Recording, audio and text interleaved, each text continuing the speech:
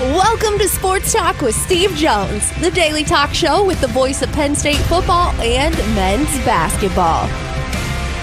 You never know what special guest may stop on by any given day. Now here's the man of the hour, Mr. Steve Jones. All right, great to have you with us on the show today.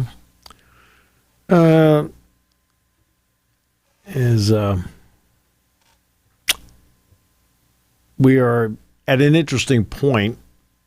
Tomorrow is going to be a day where they'll vote on the possibility of logos, fields, and uniforms. That should get through because it is obvious that you need to close a funding gap here. And you close the funding gap through advertising. You close the gap through corporate sponsorship. Yeah, you can do it with donations and so forth, but you need your donations in other areas. So that'll be tomorrow. Special Olympics Summer Games will start tomorrow. They need volunteers, as always, for that. The opening ceremony will be at Medler Field at Lebrano Park tomorrow night, and I will be one of the MCs for that. Then the State College Spikes began their season on the road last night at Trenton, lost 8-7. They have games tonight and tomorrow in Trenton. And then they'll play the home opener on Friday night. Don't be deterred by the fact that Jason says he's going to the game. That's the word on the street. But Friday, fireworks opening night. Saturday, fireworks. And then Sunday, note that Sundays now are back to 6:35. Okay? 6:35 starts for all these games now. Every game is 6:35. There's one noon game. It's on July 25th. Yeah, they always do the splash. Right. Yeah, that's July 25th. Yep. Okay. But the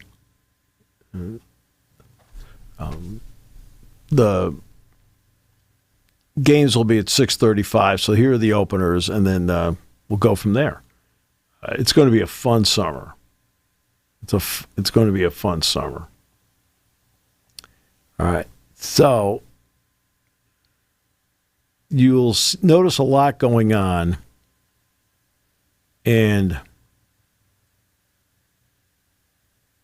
with a lot going on with the ballpark, you'll see the brand new video board. You saw this in Penn State baseball, but the brand new video board. You'll see the brand new field. That was the original field from 2006. A brand new field. And there's so many other improvements that are going on in the ballpark as well. So that'll make it fun. And it's always just a great time to sit there on a summer night and watch a ball game. And we saw the excitement that Penn State baseball had this spring. You know, a couple of crowds over 5,000, and a couple other crowds over 4,000. I mean, people love their baseball around here. They love it.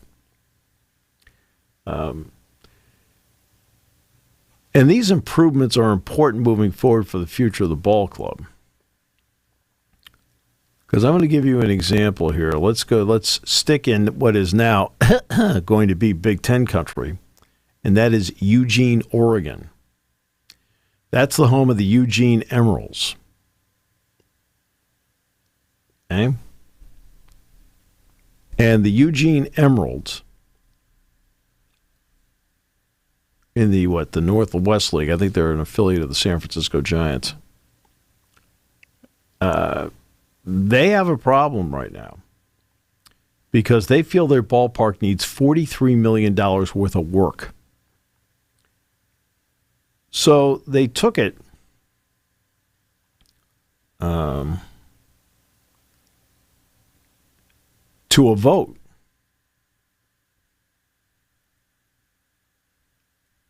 And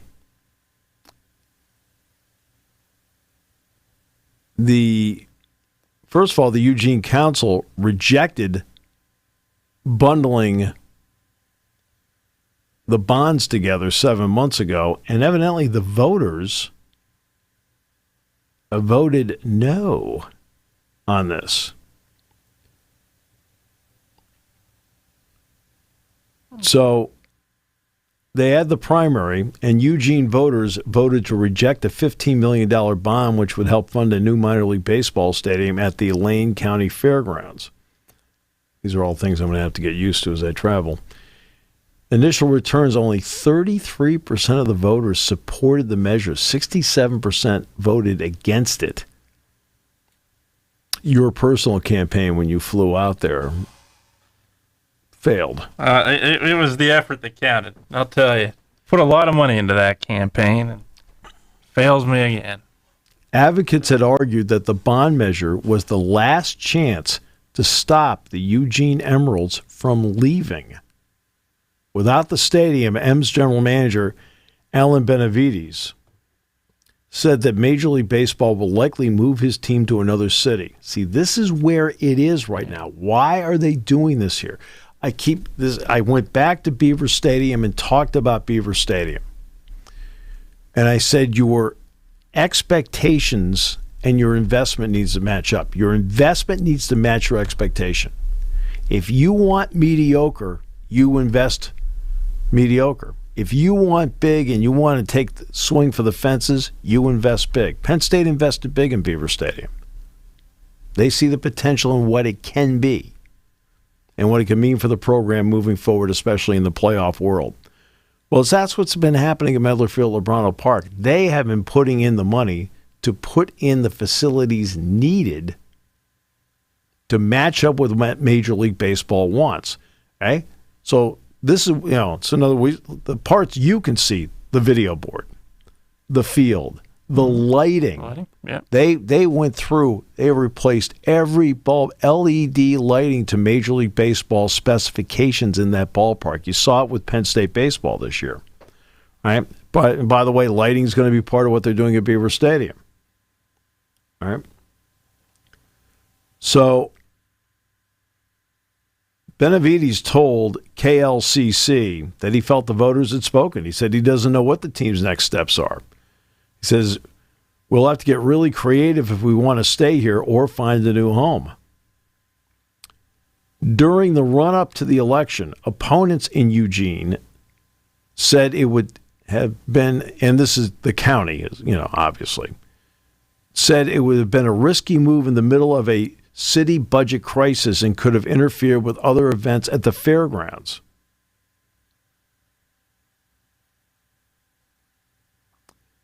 So they voted it down. And supporters argue it was the last chance to stop the Eugene Emeralds from leaving. So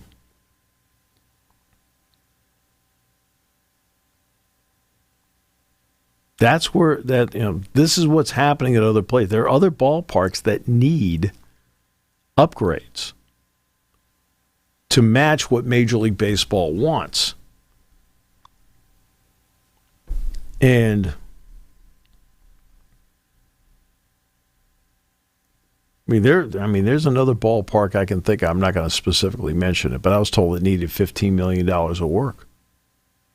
Okay. And when you look, and they had put out a concept as to what the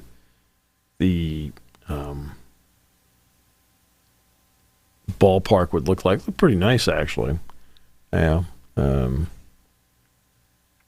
Misspelled your name in the story. Well, I know. How about that? For crying out loud, my last name's 4 letters. Doesn't start with a Y? No. They had, by the way, they had, the population is 178,000 in that county. And they said there was a very low turnout.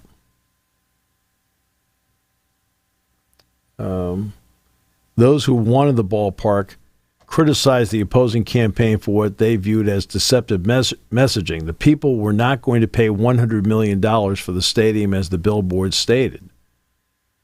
Eugene City Councilor Alan Zelenka, who voted for putting the measure on the ballot, was one of the more critical councilors, congratulated local winners, including the bond opposition at Wednesday's city council meeting. He says, now we'll see if the ownership of the M's steps up and adds some capital to this project. It's a minor league baseball team. Where are they coming up with the capital? Exactly. But it was a rout. It was a 2-1.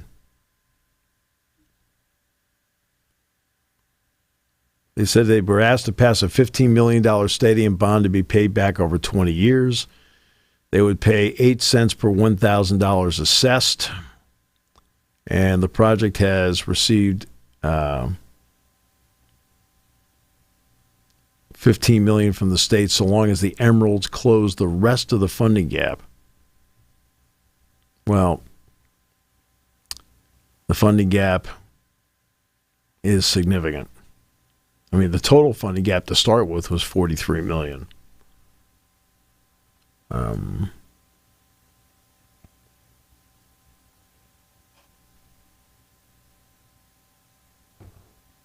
Local elected officials seem to be using the measure in part as a public opinion poll, with city councilors and county commissioners voicing desires to let residents weigh in on the project and, by extension, whether it should move forward. Emerald's leadership has said if it's not built, Major League Baseball will relocate the team.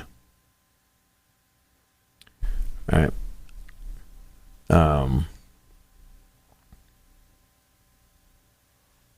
So, yeah, I mean, they do have standards for stadiums. Simple as that. And that's what they're doing here. They're doing standards. Okay? And, you know, and part of it is going to be, you know, what you're seeing, including the lighting and things like that. You know, stuff you can't see. You know, the clubhouse, the dining area, visiting team expanded clubhouse, visiting team dining area, women's locker room, things like that.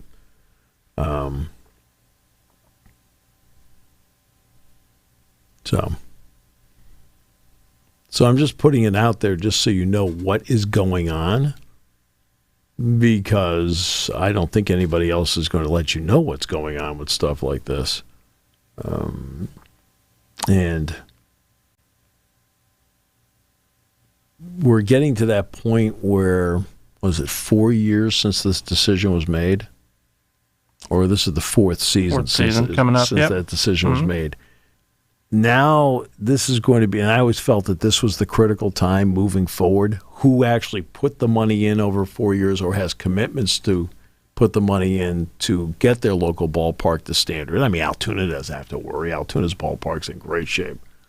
You know, they're fine. Harrisburg needs some work. Reading needs work. And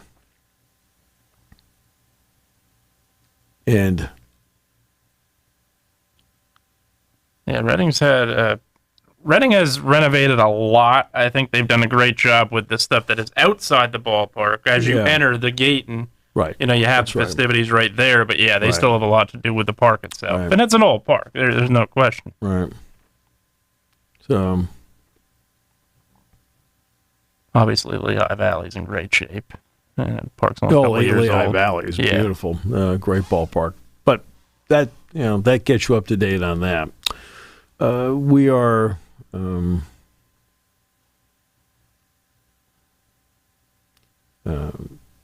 it's also a recruiting time. It's NIL time. There's an event. Let's say I know Mike Rhodes has to go to a basketball one at West Shore Country Club, and then tomorrow's the one in northeastern Pennsylvania. And Mike and James Franklin will both be there for that. So, you know.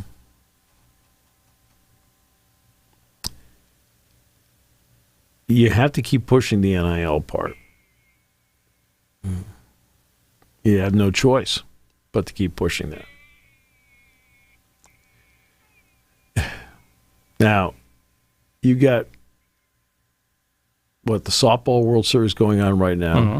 You've got Texas against Oklahoma. Texas is trying to make it a four-peat. All right? Four-peat. I'm sorry. Oklahoma's trying to make it a four-peat. I think I meant to say Oklahoma. It's trying to make it a four-peat. Yeah. Okay? And but Texas has beaten them 2 out of 3 this year. Okay? Texas has beaten them 2 out of 3 this year. The games, of course, are in Oklahoma City. But they draw like crazy there. Of course they put it there. They always have. Right? Absolutely. Yeah, of course they did. You know, it's the heck. Can you imagine if they put the college football playoff national championship in Tuscaloosa every year?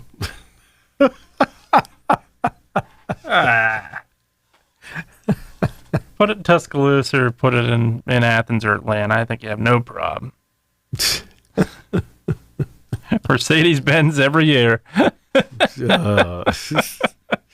Oh, my goodness, yes. Yes. It's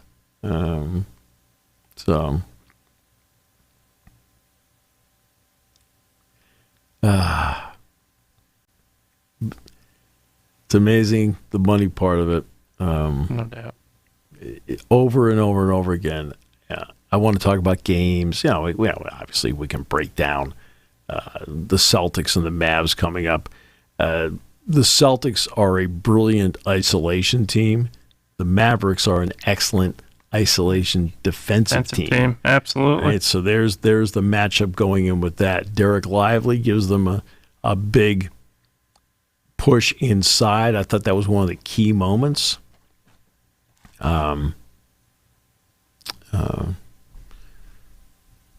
Because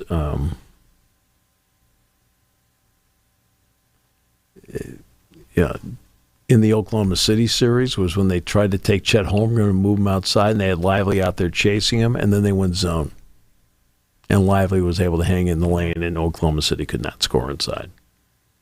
Could not score inside. Okay. All right. And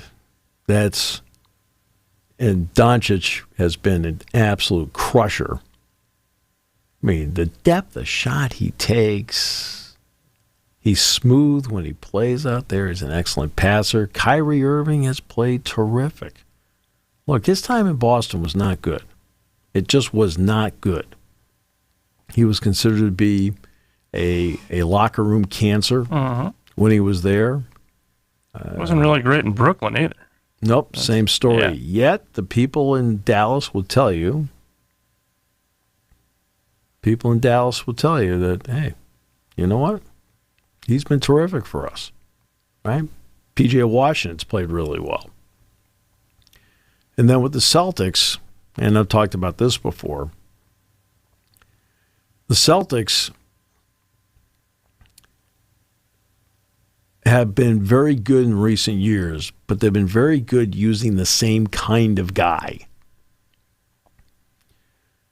And then Brad Stevens did something I thought that was very smart. Very smart. And that is, he looked around and said, okay, who are my two core guys? And it was obvious. I'm sure that meeting took 8 seconds to say Jason Tatum and Jaylen Brown.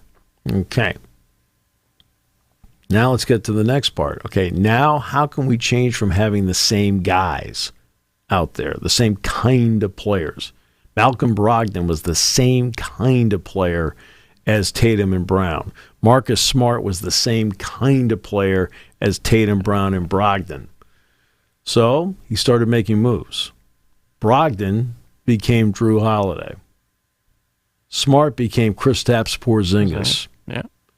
Well, Holiday is he may be a guard like Marcus Smart, but he's a different kind of guard. Smart was an excellent defender and is an excellent defender. So is Holiday, but Holiday plays a different kind of offensive game. right, while still being an excellent defensive guard. And Porzingis is completely different than anybody else they have. It changed. The day they made the Porzingis trade, I said on the show, the Celtics have changed up who they are because they're not going to run out 5 of the same guy anymore. It's going to be maybe 3 of the same kind of player, but 2 others that are completely different that change the matchups for you. And matchups in every sport mean everything. We don't talk about matchups often enough. We talk about all the side stuff and the baloney stuff all the time that just doesn't mean anything. Analytics do mean something, but it's matchups all the time. Okay, is my wide receiver better than my corner? Better than their corner? Do I have a wing player that's better than their wing player? Okay, is my number one line when I'm at home and I've got the last change? Who can I match up my number one line against? Right. Or conversely, is the last change, their number one line is out there. Who do I match up against? Matchups. Okay? Baseball. Right? Guess what? I got to sit there. I've got to make a move. Right? I'm looking at the lineup. Here's the lineup in front of me. Right? I know he has to face 3 hitters. Which bullpen guy is the best matchup against those 3 hitters? Now, you may be using stats, matchup, your eyes, whatever you may be using. A lot of times you're using stats like, hey, he's 5 for 28 against him. He's 6 for, the simple kind of analytics. And it's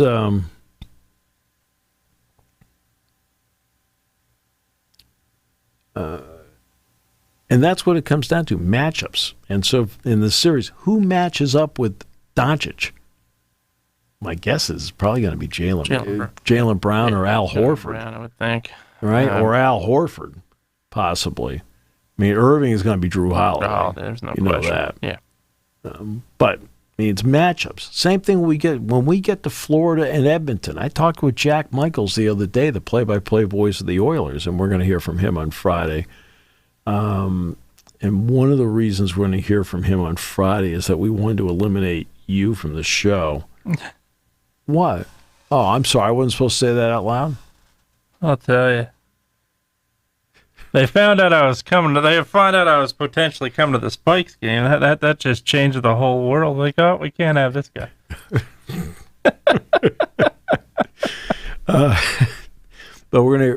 But the matchup with Florida wears you down, and they grind you with all 4 lines. Florida was number 1 in the NHL this year in goal differential in the 3rd period in the regular season. Guess what? Guess who's number 1 in goal differential in the 3rd period in the Stanley Cup playoffs? The Florida Panthers, because they grind you down. And as the game goes, they start taking a territorial advantage. They are a fabulous forechecking team. It's not easy for you to get the puck out of your own zone.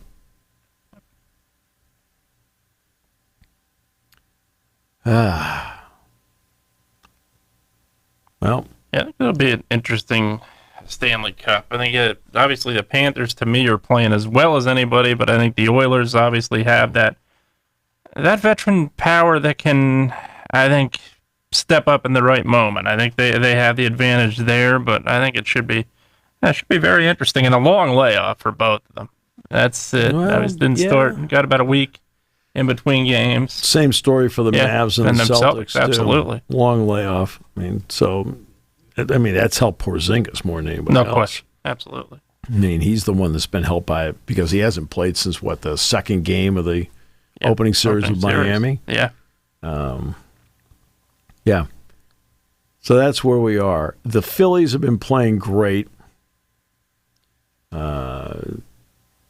They have just been playing great. And now, of course, with Ronald Acuna out for the year, feel bad about that. Absolutely. second time he's had that injury. And it's like, yikes. They thought they rallied around it last time, obviously won the division, but this time I'm just not sure. I think it's very difficult to lose. Exactly. What was unbelievable about it, obviously, he gets hurt, he's out for the year, he comes back, he wins the league MVP, first guy to get 40 and 70, and I think and that just showed what he meant to that team. Yep. And now you lose him again, and the other guys aren't stepping up like they were. No. Olsen is not hitting at all better. So they're a team, and obviously Strider's out too for the year. So there's a lot of things with that Braves team that are questionable. And I think the Phillies are playing as well as anybody. They're over 40 wins, and they've been doing it without Trey Turner. Without Turner, absolutely. They haven't had Trey Turner. Doing it without Turner. Yeah. And it's the first time, I think, when they're going into the trade deadline, they don't necessarily have that glaring weakness that you look at and say, okay, they're going to need to upgrade here.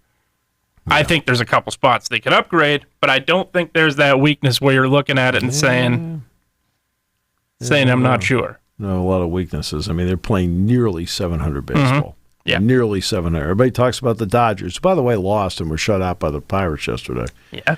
The Dodgers are playing better than 600. The Yankees and the Phillies have the best records in baseball at this point. Yeah, and Soto has been unbelievable. Soto's played great. I give Soto credit. Well. Soto is played like a star. That's, at some point we all know that something will happen to Aaron Judge. It always does. But yeah. And then your team just goes out and just decides to blow more money. How about that? Now, this is a case, in all seriousness, when you have a 7th-round pick as your starting quarterback, which means he's on a 7th-round contract. It's not, okay, this isn't anything about, they're getting by with a 7th-round pick, because the Purdy thing on 7th round comes up all the time. I'm talking financially now. Your quarterback is on 7th-round money right now. For maybe a year more. And I think possibly 2, but I think a year is probably going to be the case. But the bottom line is that gives you financial flexibility to do what they did with Christian McCaffrey. Absolutely. Yeah. And they still got to be careful. They have a lot of dead money coming up here in 2025. There's no doubt about that. And that's a big reason why they're hesitant to pay Brandon Ayuk what they're going to have to pay him at this point. He is not... Ayuk is a great wide receiver. He is a Pro Bowl wide receiver. He's not Justin Jefferson. Yeah. I can name one other person, maybe 2 at most, that is. That's where I think you have to look at it and understand it that way. Because as a 40, I think the one thing the Chiefs were able to do that made it so successful, obviously what you have with the core is incredible. You have one of the best coaches in football. You have the best tight end, arguably, in football, best quarterback in football. But you got a heck of a GM that took a wide receiver that I think you put in the top 2 or 3 in the league. You trade him away. You take that draft pick. You take the rest of the draft and what you stockpiled, and you keep a Super Bowl contender. I thought the job that he did, that Brett Veach did with this team, with how he structured it, was incredible. Yeah. And now that's I think what the 49ers have to do now. They have a big decision to make. Do they pay Brandon Ayuk and really reach the point where you're going to strap yourself a little bit? Well, with Ayuk, here's the deal. Let's go back to your previous statement, because there may be time I'm the only one that's listening to you. I'm just kidding. What you said previously, next year, probably at the end of the next year, they have to pay Purdy. So now you have to start thinking about that with what you want to do with Ayuk. Yeah, you got to pay Purdy. There's a couple other guys that are coming up that you're going to have to pay. And you have big decisions to make. One of the two, because you're going to have a lot of dead money on Deebo Samuel. I think that's a big reason they tried to move him a little bit before the draft, just to see if he can kick the tires. And you're going to have a lot of dead money coming up on George Kittle. Those are 2 big decisions that they're going to have to make. Trent Williams, I don't care if it's $80 million in dead money, you can't lose him.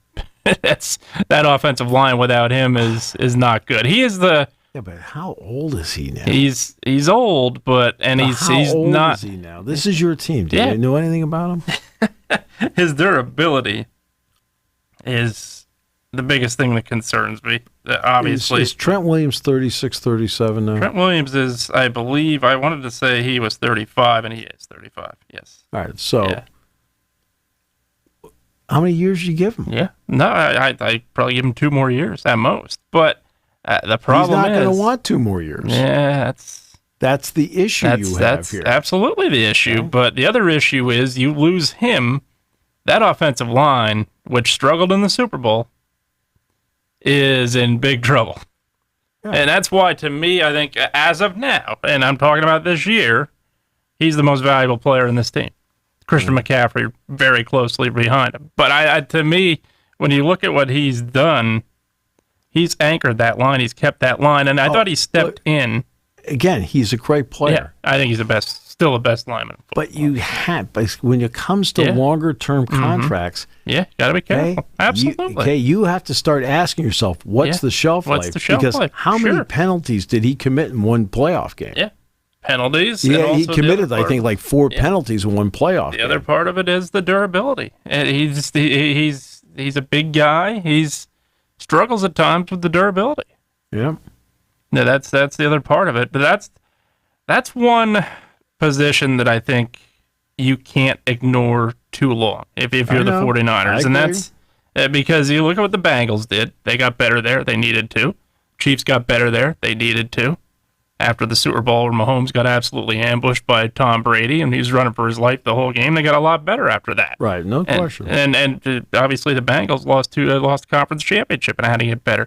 That's one part of the Bengals, to be honest with you, did not have a great offensive line when they got to the Super Bowl. It was bad. Okay. Yeah.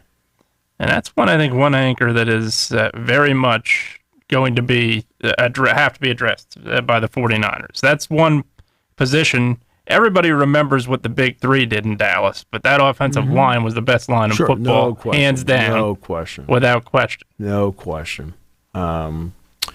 So you sign McCaffrey. Yeah. It's like, all right, it's just another 49er move to make sure that they disappoint their fans in the end. That's right. What? No?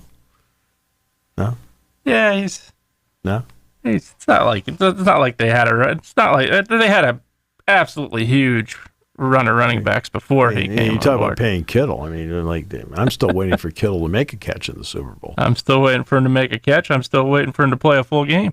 Oh, you're just just the worst. Okay, now I'm going to shift gears to something completely different because the interest in the 49ers on this show, thankfully, is not there. Is so low. Thankfully, because we don't talk about it after a loss. It'd bring me to tears. Hey. Did you hear about this in North Carolina? North Carolina legislature. Okay? They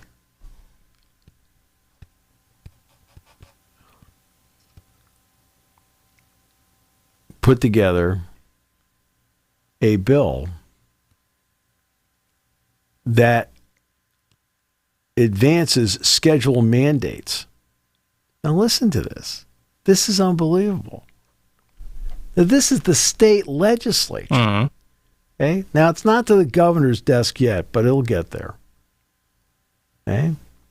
North Carolina state legislators advanced a bill yesterday that would require the University of North Carolina and NC State to play each other annually in football and basketball, and to play 3 other top public schools in the system regularly. Under the measure, which cleared the House Committee on Universities with no debate, the football, men's and women's basketball teams at North Carolina, Chapel Hill, and NC State would be required to play each other at least once each season, starting with the 25-26 school year. Okay, I got it. And by the way, you can play each other. If you're not on the schedule, you can play each other in a non-conference game. There was one year, for example, Indiana and Purdue, and they stopped doing it. I think they only did it 1 year. But 1 year, they rotated off the schedule against each other where they only had to play one game, and I think the one game was at Purdue.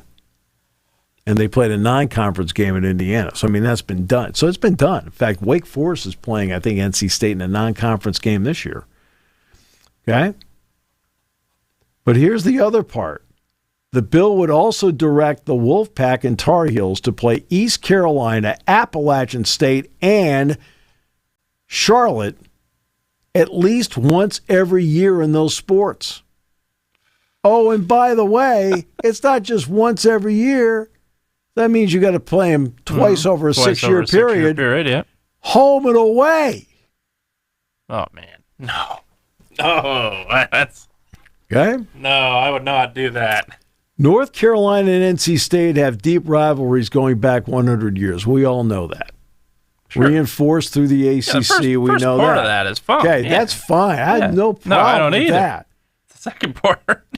But it says here, with the ACC's evolution uncertain amid conference alignment and schools chasing more revenues, the potential of North Carolina and NC State joining different conferences is not far-fetched. So that part I understand. Okay? And, what if one joins the SEC and say one joins the Big Ten? Whatever. Or one joins the Big 12 and one joins the SEC. Nobody knows. All right? But they want you to play completely home and away against the other three in 6 years. It's not like you just get to play like 2 out of 3, whatever. Because North Carolina, for example, just did a 2-for-1 series. They played Appalachian State in 2019 and then last fall. Well, in 2022, they went to Boone. Well, when they went to Boone, what was that game final? It was 66, 63 or some crazy number like 65, 62 or something like that. All 3 games, by the way, were close. And Appalachian State won one of them. However, Appalachian State's deal and that 2-for-1 is now done. And as Mac Brown says, we don't want to play them anymore.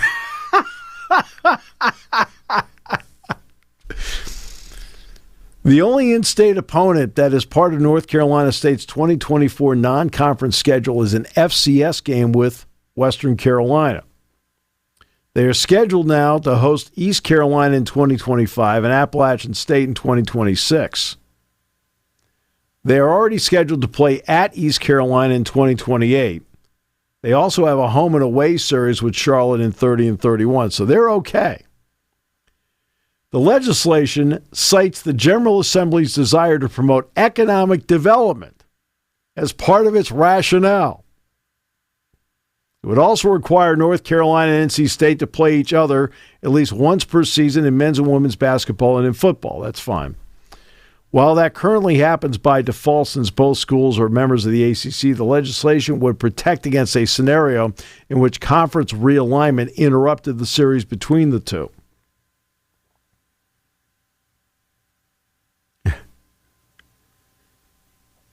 North Carolina and Appalachian State have played just 4 times against each other. 3 of them have been at Chapel Hill down at Kenan Stadium. NC State has played them 6 times, winning all 6.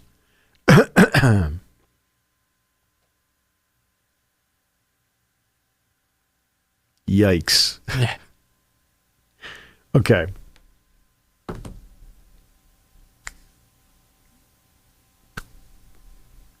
Was there a bill they needed to push through on roads?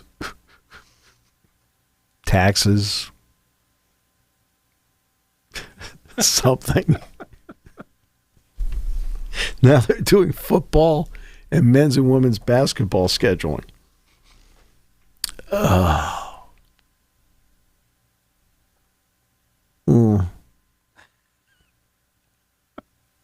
Now, have I heard this before? I gave a speech. I gave a speech. This is years ago, years and years ago.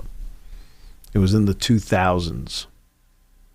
And they wanted me to speak to the state legislature, or the state legislators, not the legislature itself, the state legislators. And I'd gone down and I spoke to the congressional group, the Pennsylvania congressional group in Washington. I've done that before.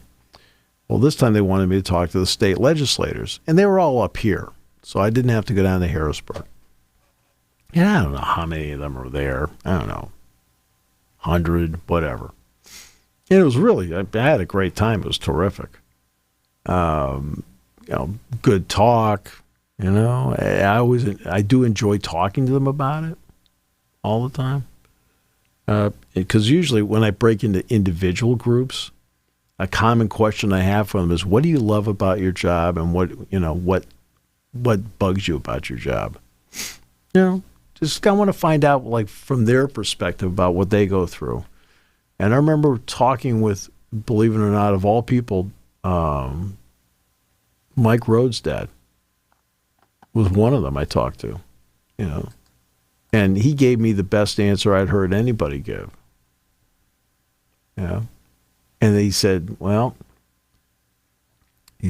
I love about my job is when I can help an individual person. Somebody sends something to the office and says, hey, I need help with this. And he said, it feels so good when we get it done for them, because you can tell it's a legitimate problem. He said, the part, that I'm not crazy about, he says, the politics. Yeah. Right, the politics part of it. So I'm talking to the group of legislators, and we're talking about football, we're talking about basketball. I'm taking questions and the whole thing. And finally, one of the legislators raised his hand, and he said to me, when is Penn State going to play Pitt? Now, at this point, this had to be around 2005, 6, 7, it's somewhere in there. It's like 2004, 5, 6, 7, somewhere in there, right? And so Penn State had finished the series with Pitt in 2000, and they weren't on the schedule, because at that point Dave Joyner was not the athletic director, and then Dave was able to get the 4-game series with Pitt in 16, 17, 18, and 19. So at this point they're not on the schedule. But Penn State had on the schedule coming up. They had Alabama home and away. They had Notre Dame home and away. It was a pretty good non-conference run here, right? And I said, what about, and I said, and I explained it that way. I said, you only have, at this point, there were 8 conference games. I said, you have 8 conference games. I said, 4 home, 4 away. I said, Penn State needs to have 7 games in Beaver Stadium for budgetary reasons because of all the sports that they have. I said, and part of the financing formula is to have 7 home games in Beaver Stadium. So you can have 3 out of 4 here. That leaves room for 1 non-conference game to play home and away. Okay?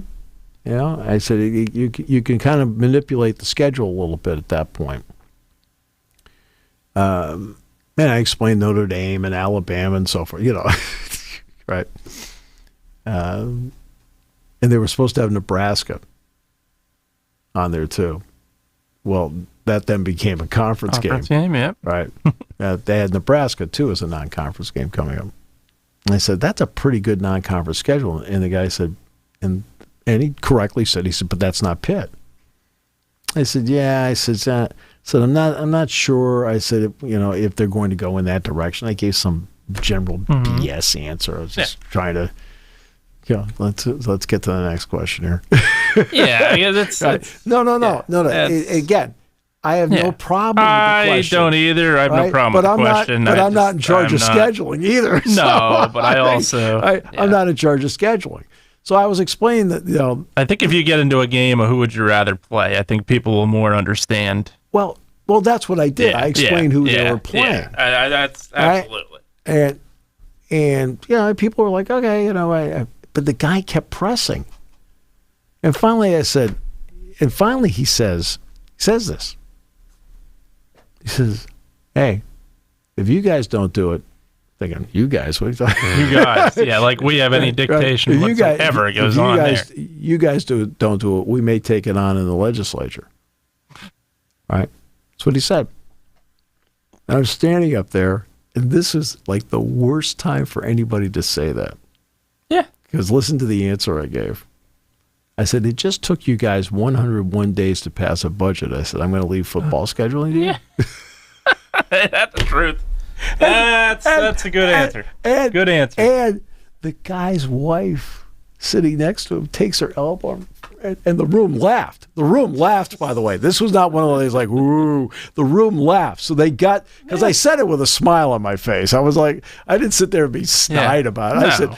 I said, you guys just took 101 days to pass a budget. I'm going to leave football schedule to you. You know, they laughed, and his wife like ripped right in the ribs with her elbow, like because remember how protracted that was. Oh, it took like forever. And everybody kept waiting and waiting and waiting. Like, okay, and that's not the first time that everybody's kept waiting and waiting and waiting. No, but first of many. Right, and Or the last of many. I had no problem with the question. I had no problem. I had no problem with the thought process. No. But I don't want legislature scheduling. No, I don't either. And I understand what they're trying to do with the in-state schools. I got that. Sure. I understand that. But I mean, if Penn State's mandated that they have to play Temple and Pitt all the time, no. Okay? No. Iowa has to play Iowa State all the time. Okay? They have to play them all the time. In-state, that's really neat. It has really hurt them nationally. Absolutely. It's hurt them nationally. And the reason it's hurt them nationally is it has kept them from playing Texas. It has kept them from playing Alabama. It has kept them from playing Auburn. It has kept them from playing, right? It's kept them from playing other teams if they wanted to. That's what it's kept them from doing. Right? Absolutely. I mean, their non-conference schedule is like South Dakota State, Iowa State. Got to play them. You only have 3 non-cons. Absolutely. You have 3. Yep. You can't be stuck doing that. No, absolutely not. And you go back to 2016, you remember the anticipation of that game. It was there as a game that lived up to the hype, sensational game at Heinz Field without question. But let's just backtrack a couple more years. 2006 in South Bend, you waited 14 years to play Notre Dame again. 2007, you waited 16 years to get them at Beaver Stadium. Yeah. The anticipation for that was much greater. Was at a high level. Was much greater. Absolutely. Alabama 2010, 2011, same thing. Right? Auburn. Those are what you miss. Auburn. Okay? SEC teams, period. Who would get you more excited to go into Beaver Stadium to see? Auburn or Pitt? Not even close. Not even the same. Not even on the same level. Realm. Not even close. Peter King texted me after the game, right? And he says, wow, the whiteout. He says, it felt like it was coming through the TV set. This is the Auburn game. Yeah. He said, that's like a bucket list. Yeah, absolutely. And he says that. So what do you think the guy that is thinking about where he's going to go to school and where he's going to play football for the next 4 years is saying? Yes. Absolutely. Yes. They're not even a shadow of a doubt what that brings. And and there's... Like, I understand where it comes from. No question. But the bottom line is, okay, who does it benefit? I was just going to say that. The North bottom line Carolina for me is... and NC State, they don't understand. North Carolina and NC State do not benefit at all by playing those schools. No. And as far as... those schools benefit by having them. Absolutely. I mean, remember, Appalachian State's football stadium is like 25 to 30,000 seats. Yeah. That's it. Yep. From an attendance standpoint, Pitt and Penn State, one school needs one more than the other. Right. There's no and that answer is not Penn State needs Pitt more than Pitt needs Penn State. Absolutely. Not even close. Right. I mean, they're talking about conference realignment. If they're talking about conference realignment and so forth, right? Well, Penn State's is not even involved in that conversation. Nope. Okay? The only thing Penn State's doing in that conversation is voting yay or nay on somebody. Yeah. Okay? I mean, if Penn State put itself, say Penn State puts itself out there as a free agent, what would the line be like to get Penn State? Yeah. If Pitt puts itself out there as a free agent, what does the line look like now? I'm telling you, if the ACC broke up, you know where Pitt would end up? Big 12. At best. Yep. At best. Oh, no, they'd be Big 12 would take them. Yeah. But they already have West Virginia. They'd take Pitt. They'd take Pitt, absolutely. Right? But that's where they would end up. They would not end up in the Big 10. They would not end up in the SEC. That tells you everything. That tells you everything. Absolutely. But, like, now they have to still go to the full legislature for this. This is out of a House committee. But, man, now the ACC is 8 conference games right now. So it doesn't hamstring them that much on scheduling. But if they were in a position like the Big 10 or the Big 12 with 9, now it's starting to play a little bit of a game with you in terms of your scheduling and your flexibility on your schedule, especially home and aways. I mean, this mandates that you have to play a game at East Carolina. You have to play a game at Appalachian State. You have to play a game at Charlotte. Now, in the ACC with 4 non-conference games to play with, you can do that. And they're not in the same position as Clemson, which plays South Carolina. Yep. Not in the same position as Georgia Tech, which has to play Georgia as non-conference games, where you already have one that's a designated game on there. And North Carolina and NC State don't have that because being in the ACC, they don't have to worry about that. But they have at least more flexibility with 4 non-conference games. But imagine if they had 9 and only 3 possibilities. Wow. Uh-huh. And you're trying, again, you may not think that NC State and North Carolina are legitimate college football playoff contenders. They are. With a 12-team playoff, maybe going to 14, they are. They're going to look at strength of schedule. Strength of schedule is going to become important as to what you do moving forward. In the SEC and the Big Ten, it's already built in. You're telling me Penn State's strength of schedule with Ohio State, Washington, right? USC. Yeah. Then you add in Wisconsin on the road, UCLA, Illinois, West Virginia on the road. Penn State's strength of schedule is just fine. But what's your strength of schedule going to be with a group of ACC schools and maybe no Notre Dame rotating in, and you're forced to play East Carolina, Appalachian State, or Charlotte in a given year? There's more to it than just that. Uh-huh. Okay. Well, they'll have to live with what they say. They get state money, so I guess they better. Now, they have to go to a full vote. Yeah.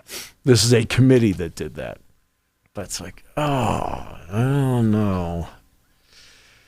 And the rivalry thing has changed. There's no question. Sure. Some rivals are playing. Now, I mentioned Iowa State. They play in September. Uh-huh. They don't play at the end of the year. Nope. I don't know. No. They just hand me a schedule and I look at it and go, okay, where are we next? That's my job. That's all I do. Whoever mandates you go where. But from 30,000 feet, I'm like, not so sure I'd be that enamored with that bill. If I'm North Carolina State, I'd be like, we can handle our own business. We're pretty good. Now, in basketball, you can work it out in basketball. Sure, absolutely. You have 11. Yeah, I was going to say, you have plenty of. You have 11 non-conference games you can work with. Because the ACC is like the Big Ten; they have 20 conference games, so they have 11 non-conference. And you're going to play in a tournament like Penn State's playing in that Daytona Beach tournament, which is 2 games down there, but there's one other home game Penn State gets out of it as part of the tournament. You're going Friday night? Should be, hopefully, yep. Going home to see the family the weekend, so should be able to. Does your family know? I'm hoping they know. I'm hoping they're anticipating it and actually care.